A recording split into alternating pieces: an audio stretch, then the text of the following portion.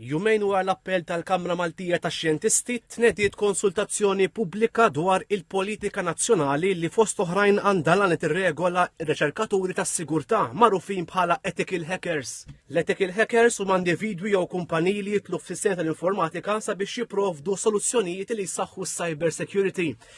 Ma' TVM News, il-kap eżekuttiv tal-Awtorità Maltija l-Innovazzjoni Diġitali Kenneth Brincat spjega dan dokument huwa maħsub sabiex isaħħaħ il-fiduċja tan-nies u l-kooperazzjoni bejn il-kumpaniji sabiex ir-riċerkaturi tas-sigurtà ikollhom qafas siguri li fih jistgħu joperaw bla biża' li ħajkun hemm passi kriminali kontrihom. Jekk ma jimxux imma mal-policy ħaj xorta jaqaf dak ir-riskju. Imma l-probabilità li jekk jimxu ma dik il-policy, probabilità hija li ma jkunx ma jittieħdux akkużi ma jkollhomx akkużi kriminali kontrihom.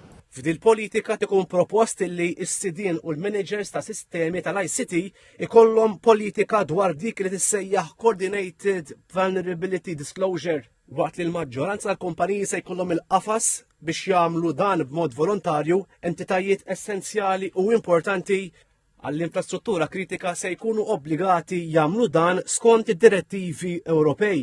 Id-direttur tad-Direttorat tal-Infrastruttura Kritika Matthew Yeomans qal li se jinżamm reġistrur tal-apposta. Normalment is-CVD jista' jiġi pubblikat minn tagħhom tal-kumpaniji, ġifieri jitella fuq il-website, u ovvjament aħna mbagħad ikollna website pubbliku bir-reġistru pubbliku fejn ħan niġbru ta' kulħadd ta' Malta, ġifieri jkun eżerċizzju sempliċi għal min huwa ethical hacker jew kellha security researcher. Il-konsultazzjoni pubblika ħatibqa' miftuħa sas-7 Ottubru.